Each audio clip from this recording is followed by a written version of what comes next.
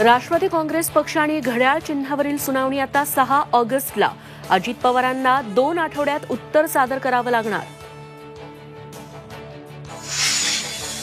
विधानसभेसाठी अजित पवारांचा धडाका, 288 मतदारसंघांचा सर्व्हेद्वारे घेणार आढावा, तर पक्षातून कुणी गेलं तर नव्यांना संधी देणार, ऑफ द रेकॉर्ड गप्पांमध्ये माहिती।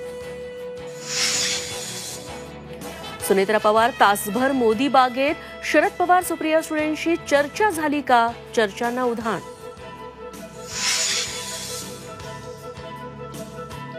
स्वामी अविमुक्तेश्वरानंदांच्या ठाकरेंचा विश्वासघात झाल्याच्या विधानामुळे काहींना पोटशूळ, विरोधक आता शंकराचार्यांनाही खोटं ठरवणार का?